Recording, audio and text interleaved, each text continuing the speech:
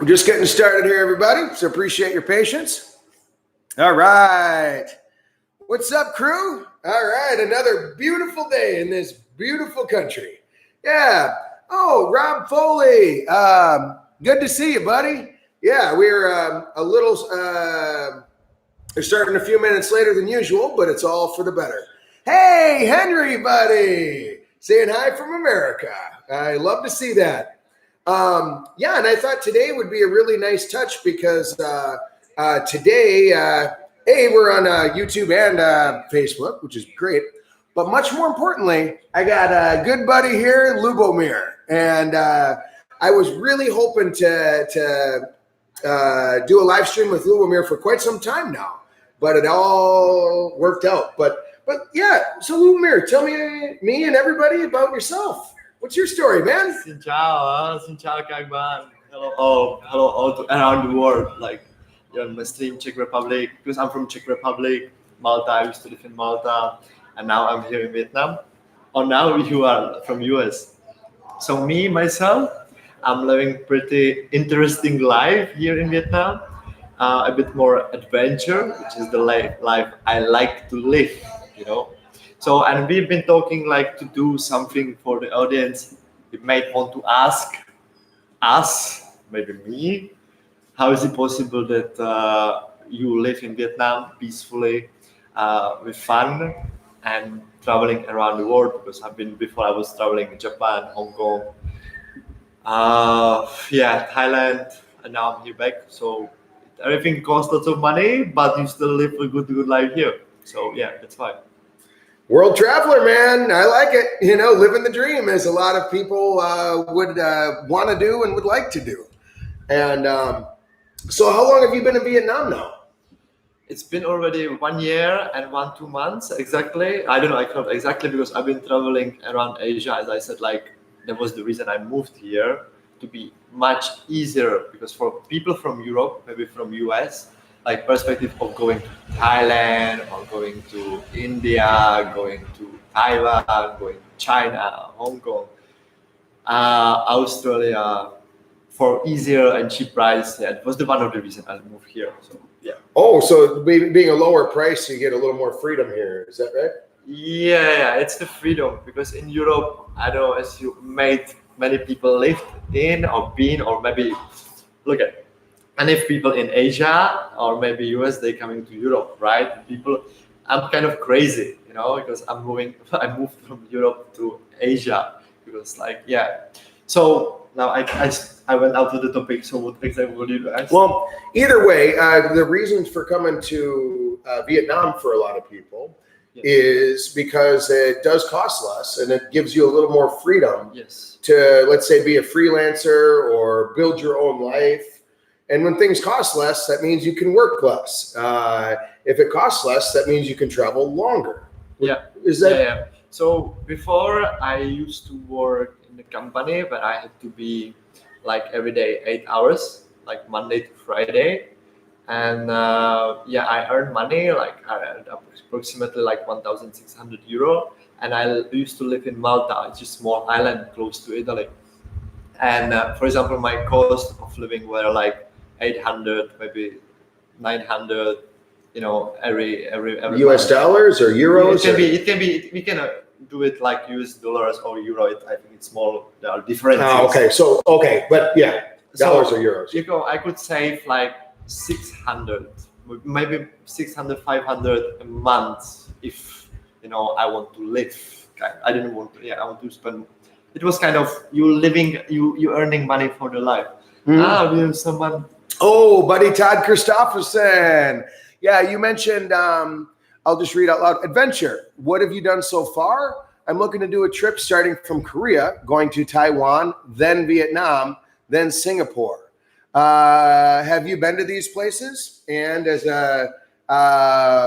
we could also say our suggestions and whatnot. Yes, now you start, and then At the moment, I'm editing Taiwan video because my friend Darren, he's expat here. He brought me to Taiwan, and we did like 1,800 kilometers by motorbike. So we did all over the island, and you could really see different perspective of nature. You know, we reach the sea. We reach the inside the country. You could see the highest peak of big mountains, beautiful fountains, and like many things. So Taiwan was interesting place. Was very clean, but one thing which bothered me was like when you're driving with motorbike to the city, which is totally different compared to Vietnam. You have to stop each red. For example, you were driving to the small city and you spend like 30 minutes on just stopping on the red lights. But instead of in Vietnam, I'm being with bad guy, so sometimes I don't stop on the red light. Right on. So these are the two differences compared to Vietnam and Taiwan. Yeah.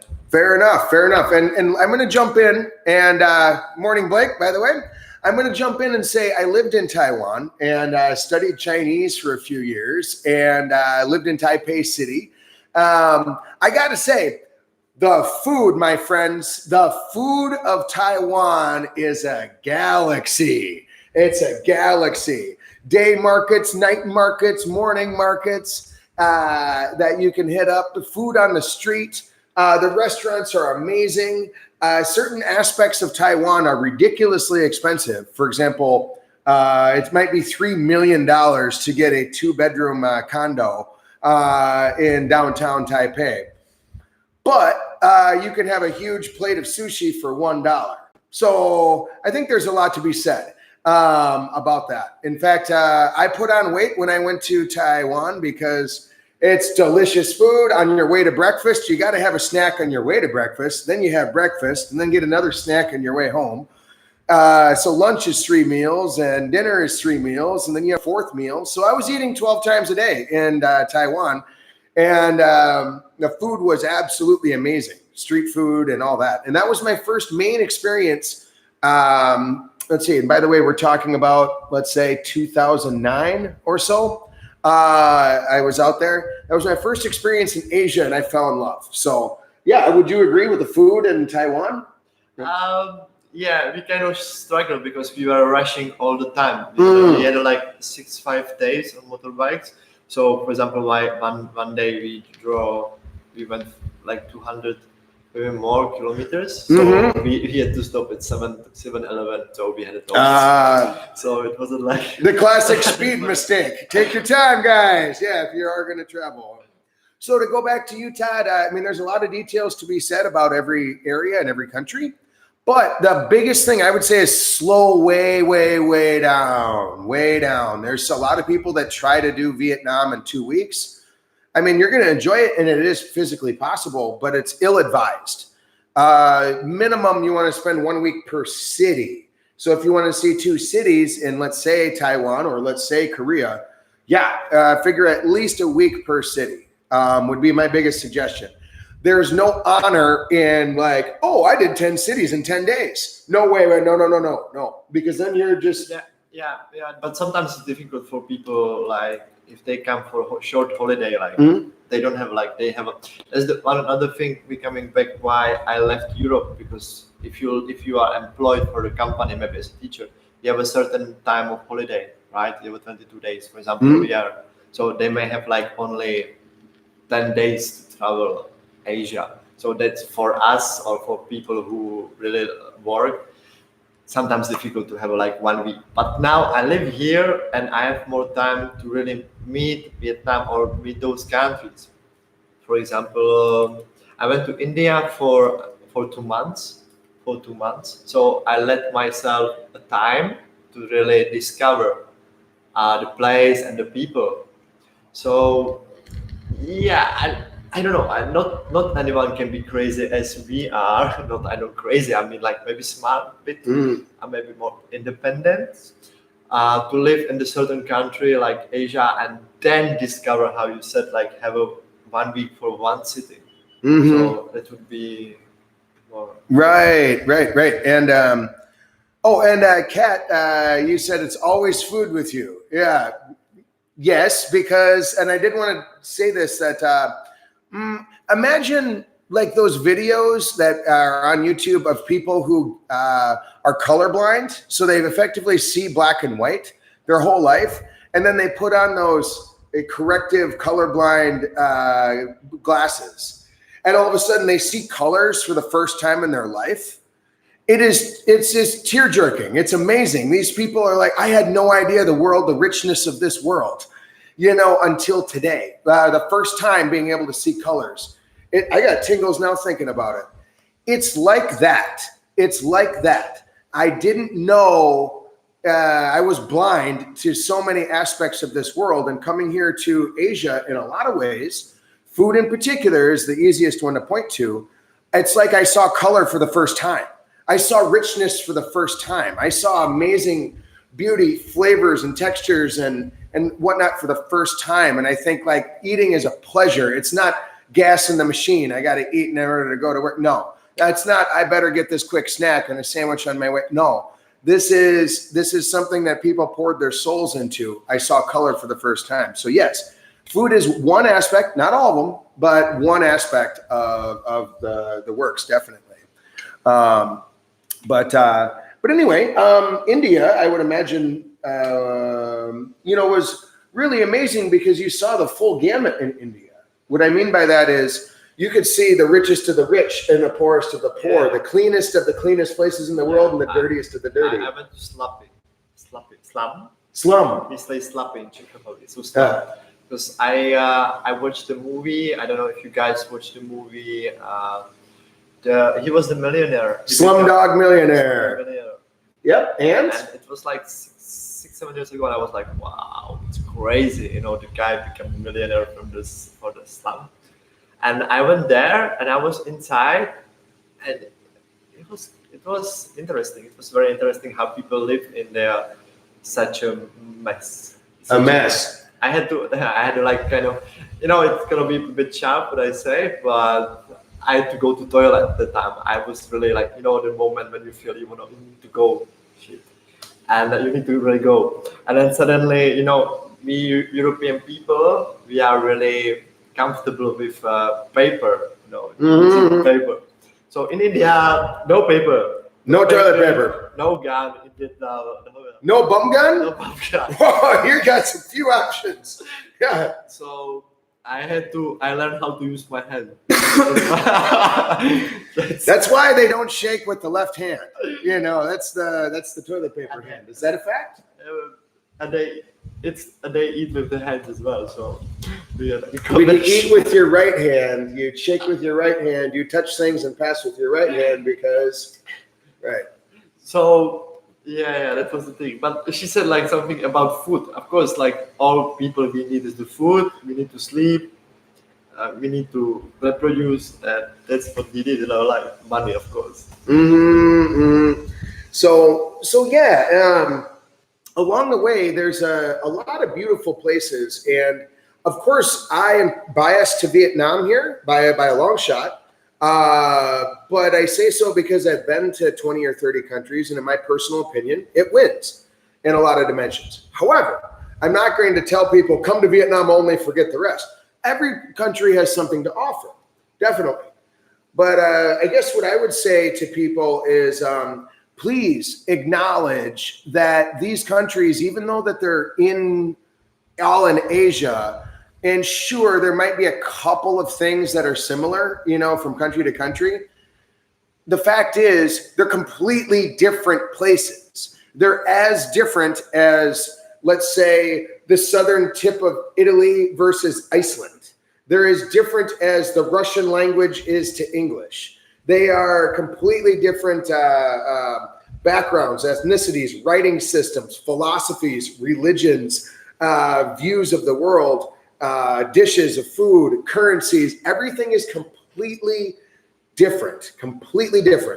And yeah, even something neighboring countries like Vietnam and Laos, it's not similar whatsoever. It's as different as Czech to English, even more different than Czech is to English. Said differently, there is not a single word that lines up between Laos and Vietnam. If they were to talk to each other, 0% understanding. So again, they're completely different places. So you've got to approach that mentally with that idea. You can't just say, I'm going to Asia, and these are Asian people, and I'm having Asian food. No. It's a whole bouquet. Right. I thought also mention Singapore. Mm. Singapore. Have you been to Singapore? I haven't. I have no interest in going, but what can you say about that? It's very clean. It's really Again, no interest for me. Yeah, too clean. yeah. It's Go ahead. the guy. It's not bad. Like I heard that many people move there to set up their own business because I like to talk about business. And if you want to travel, it's very yeah.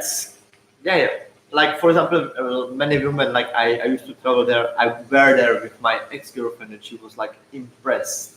But if I told her come with me to Vietnam, she said like, oh, it's too mess here. It's not clean, and those stuff. So, like compare Vietnam, maybe a thought is in Vietnam. Yeah. So compared to like Singapore and Vietnam, Singapore is clean, very developed. They really if the Vietnam gets there, maybe you wouldn't like to hear. I don't know. They more care maybe about environment. What I like was the recycling. The recycling in Singapore, which is a good thing, which I think Vietnam should learn as well. Mhm. But there are some people who recycling. So yeah, no problem. Kate, Kate Tony. You know Kate Tony? Yeah. Cat Tony? Yeah, she's saying. So yeah. So Singapore, I haven't been to Korea yet, but I believe, for example, if you thought to going to Korea, it's very cheap. And there are just people are talking about money. It's cheap if you take the flight. You've been to Korea? Just briefly to fly through the airport. Yeah. So how much did you pay for that? For that airport? Did you do the runaround visa or? Oh no! I don't know. That was just a stopping point. But in short, I can't really speak about Korea from firsthand experience. I can only speak from secondhand. Yeah. So just like it's very good. I will go there. I will go there, and afterwards I'm going to talk about it. So hello, Sherrod. So we've got a couple of interesting things. There's a couple of interesting things going on. Here in Vietnam now, and again, talking about, let's say clean, let's go there. I would point out that certain countries are cleaner, air quotes, than other countries, but we could wonder to ourselves, what does clean really mean? It's kind of a vague word. Now, one definition of that is amount of trash on just floating around on the streets or on the countryside or whatever the case is. To choose one example from my own firsthand experience, I would say in both like Mexico and in Peru, people tend to throw their trash right on the street, just willy-nilly, just throw it anywhere. So yeah, a lot of parts India as well. Really, it's disgusting. Well, when part of it is like if it's a big desert already covered in garbage, what's one more piece? So if all day, your entire life, you look at this entire area is covered in garbage all the time. So if you have trash from your house, you might as well throw it on top of all the other garbage that's already there. That's why we need to change ourselves and be the samples for other people. And that's the maybe people know me or from people from the expat community that last video I tried to aim the plastic bags. So sure, slowly there is a plan how we can all the expats united and maybe do something here in Vietnam. That's sure. And while we're on that topic, and we'll go there in detail. But I did want to point out that is one example of an extreme angle. And yes, in India as well. Now, the other end of this whole thing would be something like Singapore, where, as far as I heard, maybe I'm wrong, as far as I heard, you can't even chew gum on the streets. Like they don't want any trash whatsoever, and littering is taken extremely seriously. They are very, very, very particular about this, and it's legally mandated. Like if you were to just throw garbage on the street, you could get arrested or certainly fined. And I would say America is somewhere in the middle, but America is a little more on the flick a cigarette out the window or throw trash out your window, you can get a $400 fine from a police officer in the state of Wisconsin, which is for me like again, I'm really now into environment. Like there's you can see in Singapore bicycles, which is good, which is good for the environment for CO2. Like I know maybe you don't like it; it's too extreme, right? That we mentioned, or you prefer you like it, or you. Well, I like everything. It's what I was getting at is just the outrageous number of rules, social or legal or otherwise. For example, Japan is zenith of rules, and I'm not very comfortable there for that reason. That there's so many hidden rules on things, and I'm like, man, just relax. But that was a minor note. It's a very minor note. In general, though, I want to say again, no, taking care of things and having fines for littering, for example, I'm cool with that. Definitely. And I really feel like we've got to move in the right direction. So. What else? What else could you say about your projects cleaning things up? Yeah. Here. So about the cleaning projects, it's a huge thing. If you imagine, like, for example, in what I want to say, like, I don't want to say that I'm someone, hello tôi nhà yoga, xin chào, yêu, bình yên. But I want to say, like, the knowledge from the Western, what I've learned in the school, I think it can be useful for the countries where people don't have the education. And now I'm understanding why we are all here. I do yoga, perspective yoga, and it's like everything share and be civil to everyone. So now I'm coming. I came to yoga. I wanna, and then I came here. Brent just disappeared because of his beautiful wife. So just letting you know. Hi, Brent. I'm not Brent. So I would say. Now those projects are going to be more entertaining because people like fun, right? Guys, if you're watching, I don't know what's your major where you get more comfortable with. It's the fun, I believe. So that's why I learned Vietnamese. Tôi học tiếng Việt. Tôi học tiếng Việt. Đầu bếp môi trường. Like that was the one sentence I had to learn properly. But anyway, I've mix it up. It means like to protect the environment because I was ignorant. I don't know how about you. I was ignorant until I'm 27 years old. So I was very comfortable with using plastic bottles, using as many vehicles as possible, buying two motorbikes. I'm not saying like it's a good transport from A to B, but I'm trying to be now more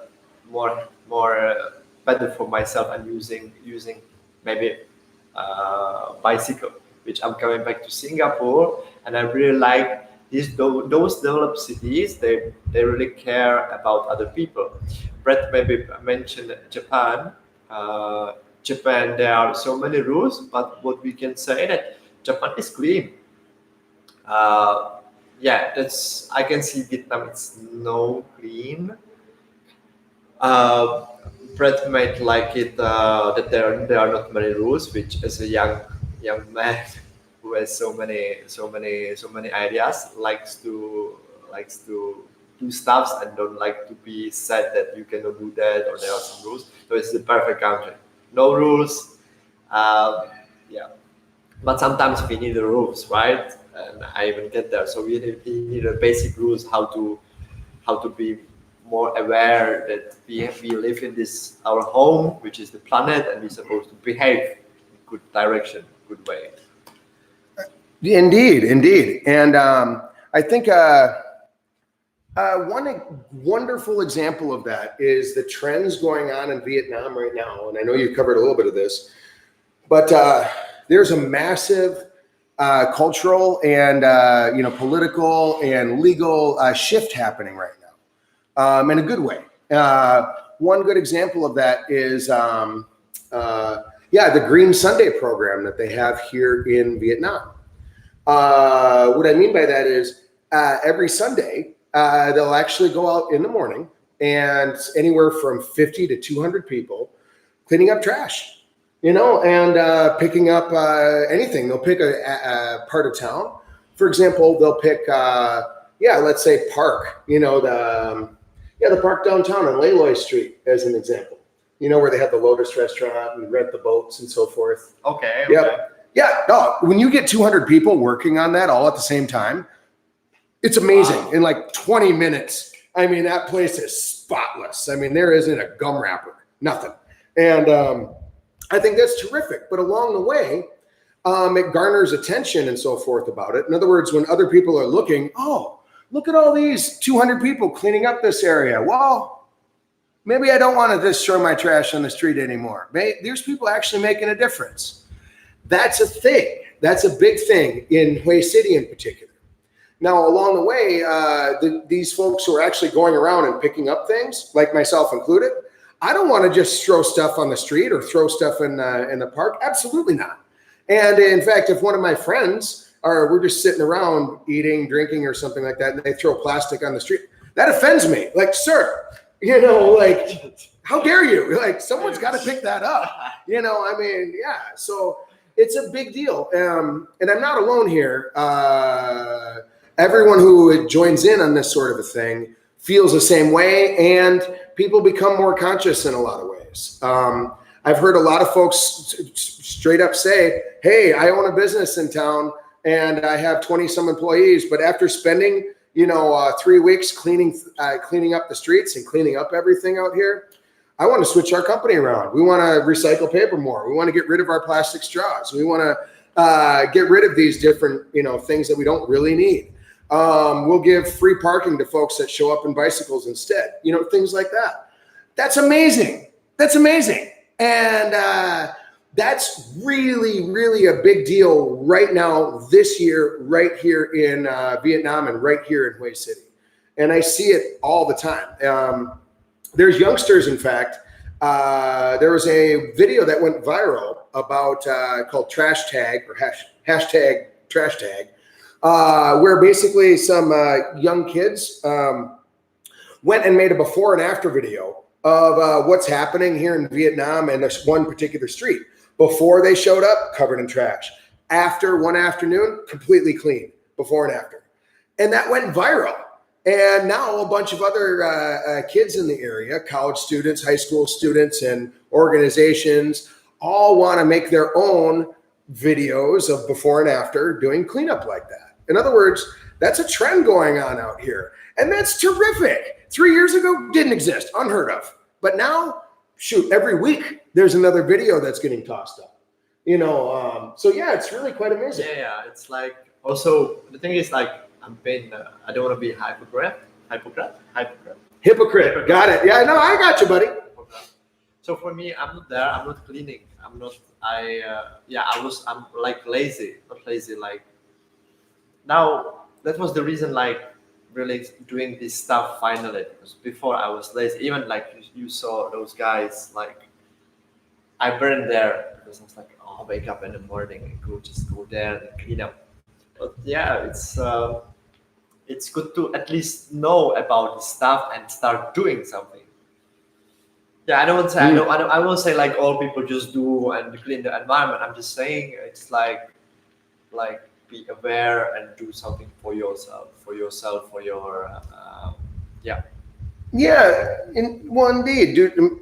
Again, be part of the solution, one could say, huh? Yeah, and that's coming back to the people, if they want to come here for, maybe they would love to live in Asia, and they would love to travel, and they would love to have an adventure life, but they need money, right? Money-wise. So yesterday we went for the housewarming to the Margaret. She's a beautiful lady. She teaches yoga. And yesterday I bought from her, there was a soap, organic soap. Yeah, like for example, if you struggle with your hair, like I have like white things falling apart. I don't know. Dandruff.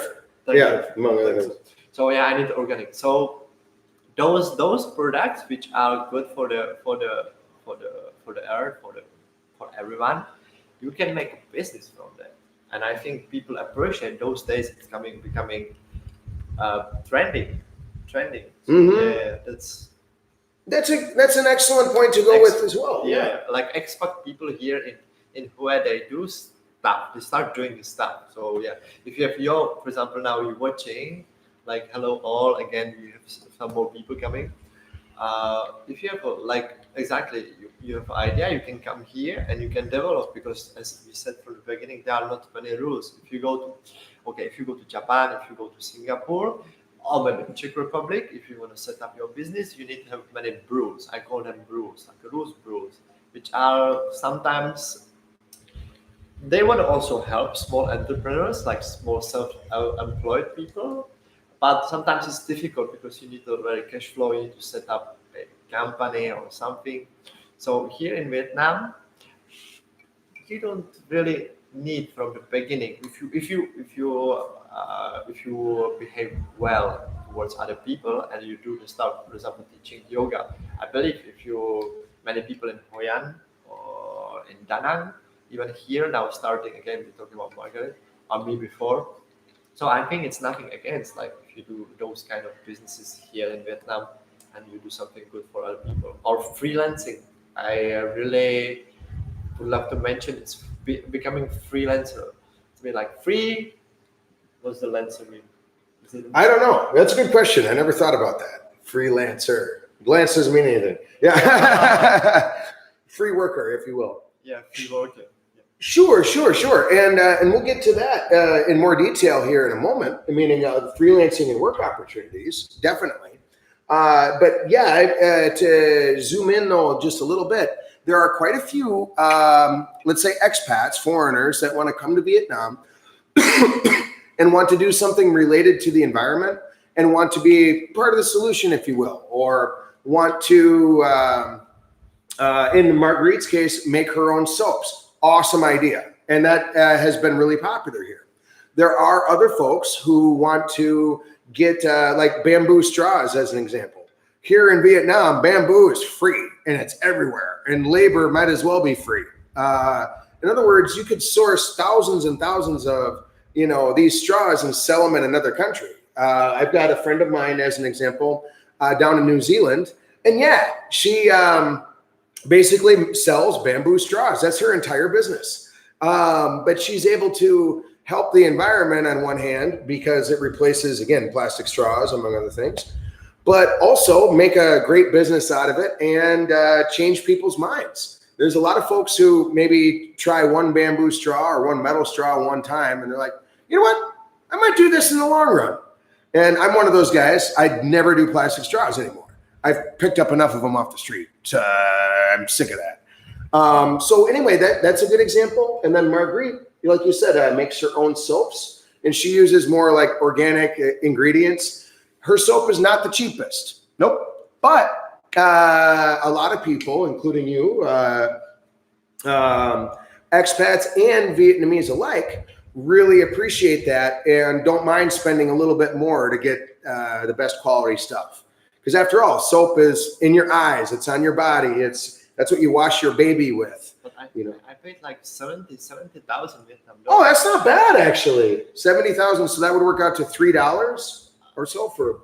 Yeah, like I think it's totally okay, because if you go to the shop and you buy soap like between, I think more than 50,000. If you go to supermarket like Big C, or if you don't go someone with a smaller retailer, but yeah, I think 70. I think it's reasonable, because then she needs to also earn something, and you support it using. Again, you're doing something good, and now we need to also know why we're doing these good things, because like we have a limited time in our changing the temperature. I'm going to breathe into this topic, because like changing the temperature, like different varieties of the climate, and then the global warming. It's crazy. The pollution. You can see Hanoi Hanoi, Saigon. Hanoi is the, if you ever known that Hanoi is the second city on the world most polluted country. I didn't know that. Yeah, Google it. I'm not doubting you. Google it. Wow. So I'm not talking to me to be happy for myself, and I'm be talking to you to telling you to think about this environment. But I'm saying it's just because if you go to Hanoi and you want to enjoy a nice weekend with your kid or with whatever you go, and you don't want to smell of the motorbikes, I know it's gonna be kind of impossible, maybe. You know, it's a kind of big thing. But yeah, that's the reason why we're talking about. We're just not talking just because we want to entertain you, but we want to tell you this is the thing. Yeah, definitely in a good way. Let's see. What kind of water? Yep. Thinking of, okay. So, hey, Mr. Fan. Thinking about an issue. What kind of water should I drink to reduce the amount of plastic bottles? Well, you've got a few options. First of all, you could boil your own straight up tap water. Okay, let's start there. That's the most straightforward. It's not the most ideal, but it is definitely arguably the cheapest and most straightforward and most fewest steps. There we go. Option number two, if you get those, basically they're like 20 liters, 5 gallons, jugs. It'd be sort of the equivalent to, in America, of Culligan. They've got companies here that produce drinking water, and those are all reusable. So that's pretty sweet. In other words, you put your bottle deposit down, get those, drink whatever you want, send them back, that kind of thing. And yes, they deliver, and those are pretty cheap as far as I know. Yeah. That's the other, I think, solution. I think many people are about that, but I have a question for you. So how is it possible that in Europe, for example, in my home, we can drink water from the sink? Right. Is it in US as well? You can drink water. Technically, you could, yes. Yep. Without getting sick. Yeah. So yeah, without getting sick. And I think it would be maybe a better solution if maybe government or some people, if they clean the pipes, because maybe there are many rats around, right? Many percent in the neighborhood, so maybe that can be the problem, that the pipes are dirty. So because someone, my friend, Joe, do you know Joe? I know 3 Joes, but go ahead. Joe. Yeah. My friend, he told me like it will be much better, like better solution to clean the pipe somehow. Like, I don't know, maybe you speak, by the way, he speaks fluent Vietnamese, he's amazing. So maybe if your friends, they know about this thing, that they maybe tried. I'm going really deep. You know what I mean? Like, yeah, here's what I could say about that. It's not an issue of clean or dirty pipes. It's look, to have drinkable water with no issues is almost impossible. Okay, in general, that's almost impossible because in order to get to that point is ridiculously difficult. Effectively, all water has got to be boiled. Then you can't let it stand ever. Well, again, that's almost impossible, reasonably speaking. Now, can it be done? For example, in America, is it true that you can drink from the tap? Yeah, it's not 100%, but it's pretty close, 99% or something like that. Sure. But it's really difficult to do. So could I go down right now and drink from the tap right now in Vietnam, that water, and probably be fine? Probably yes. But you've got so many issues. Hepatitis, for example, you get that once, you got it for life. Let's just say. So the risk is greater than zero. So I'll put it that way. Do they do their best to get it as clean as they can? Yes. But anyway, more to the point though, I did want to point out related to water. Yeah, getting those replaceable jugs is a good way to go. But you can also get like the main company, La Vie is a company that makes super high quality water, and that's all I buy. Now that is in larger plastic jugs, but here's the thing. And let's say they're 3 liters or so. The thing is they get reused. What that means is people will make them into flower planters. They'll sell gasoline and use them as gas cans. People will refill them with water for their own house. Like if whenever I put those bottles outside of my house with the cap, oh yeah, they'll pick them up and give me money because they're worth something. They don't get thrown away. So in that regard, it is plastic, but it's not necessarily plastic waste because it's being reused. So in that regard, I feel pretty good about going that route. So that's just an idea. I suppose there's a few ways of going about it. This one talks about maybe you said the quality of the products. You said. Mm-hmm. First option is cool. We tried that, but the water started to taste weird. And about second option with 20-liter bottles, like you said, too cheap. So I don't know about the quality of the product. La Vie, good product. Yep. And okay, good. Yeah, I'm just saying for me, I do the La Vie thing, and yes, I can taste the difference for sure. Even if you boil the water, that doesn't remove any minerals or lead, for example, or whatever the case is. And they don't sell them in 20-liter bottles, as far as I understand. They're only, I think, 3, maybe 4 liters. I forget, but decent sized ones. So anyway, that's a good way of going. Flint, Michigan, Rob Foley. Yep. That's a perfect example, but that's a symptom of a larger situation, meaning no water is safe anywhere, 100%. Anyway, yep. And exactly. A certain percent of water, thank you, Rob. A certain percent of the water, or 75%, as you put it, yep, has got lead in it. And again, boiling won't solve it, so for me, I know that I won't go broke by buying the highest quality water that they offer, which is La Vie. So like for me as a simple person, to not know many chemical things. So you say the boiling water is the best option to kill all the bacteria. Kills bacteria, it doesn't remove lead. Yeah. You won't get hepatitis. You probably won't get sick from it, but lead is lead. Yeah. So I don't know. Like last time we struggled with boiling water. I think it's okay. Yeah, but anyway, okay. So moving forward a little bit, the various projects going on out here. There is a tremendous series of things that are happening right now in terms of environmental awareness and recycling more and whatnot. A lot of programs are starting right now. I can point to probably at least six programs that exist right now in Hue City that did not exist 3 years ago, or let alone 2 years ago. So I think that's tremendous. I did want to mention, as a fun fact, the quote smart bike program, which means, where they have those bike stations and then you can like scan a little QR code, grab a bike, pay money, etc., and then drop it off at the next station. Yeah. That's quite popular in a lot of parts of the world, including Mexico City and in Taiwan, of course, and in a lot of parts of China. And for that matter, that's becoming really popular around Minneapolis, Minnesota, which I saw firsthand. And I think that's terrific. That's coming to Hue City. Hue City, Vietnam is, it's the first city in Vietnam to have the smart bike program. Yeah. Well, the gentleman. Yeah. All right. Yeah. Actually, the chairman of the People's Committee, his name is Kuo.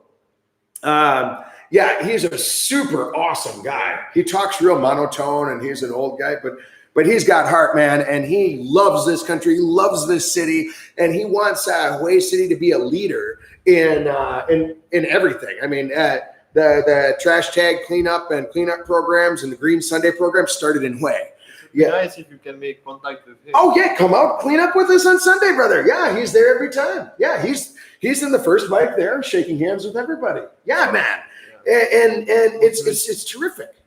Yeah, motivation for myself to wake up in the morning and go and clean the rubbish. Yep, it's at 7. Oh yeah, you only show up if you're serious. Absolutely. Exactly. But yeah, the smart bike program is starting up, and I think that's a great thing. I did want to mention as well in Vietnam. America can be super proud of hybrid cars and electric cars and so forth. But I tell you what, electric bicycles are where it's at, compared to a motorbike. And it's getting to the point now where, legally speaking, getting an electric bicycle is the way to go. I mean, and they're becoming more popular. Yeah, it's got its pros and cons. It's better compared to, of course, no pollution in the air. That I would say it's a better solution, but I would prefer still use our legs I know, guys, you might not agree with me and I myself, and I'm gonna go for that. And I need to reduce driving more on motorbike. I need to, because like I always like thought like in Czech Republic, because my parents has a big car. I said like I want this big car. I want to just drive all the time because it's convenient. Of course, it's convenient. You need to go shop. You need to go to work every day. We don't live in Hue city. We don't have to go to 1 hour to our work. Like for example in Prague, I'm talking back for example Czech Republic. Just mentioned that here. So that's what I'm really happy to be here in Vietnam and have more time for myself and for my hobbies and my things, because I don't need to go 1 hour to work, because again I'm freelancer. So that's what we talked about it before. Yeah. Morica is proud about Morica.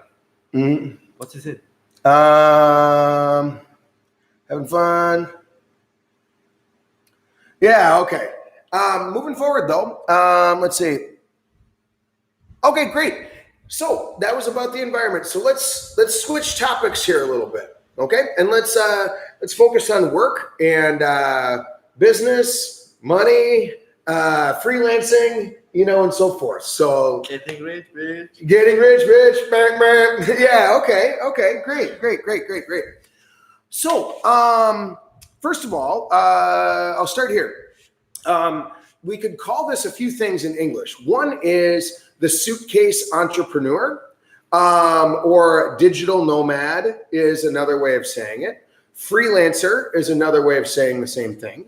And we could also say something like working independently, choosing your own schedule, being your own boss. I mean, there's a few different ways to say the same thing.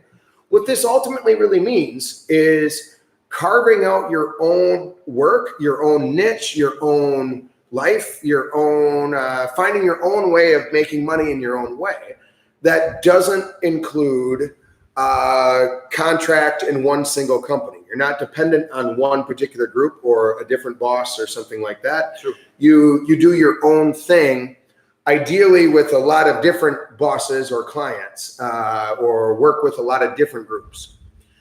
Now, to be clear, a lot of people, maybe 80% or so of folks who come to Vietnam choose to get into teaching English. And that's not a bad way to go for a lot of people. And it can bring a lot of joy, and you can do a lot of good for a lot of people. Definitely. Attention. I think those kids need just the attention. For example, maybe people, some teachers, some people will disagree. My English is, my accent now is changing to Vietnamese accent because I'm studying Vietnamese, so my accent is kind of strange. Whatsoever. But I believe those kids just need attention. So I'm not really, what I want to say, don't judge me.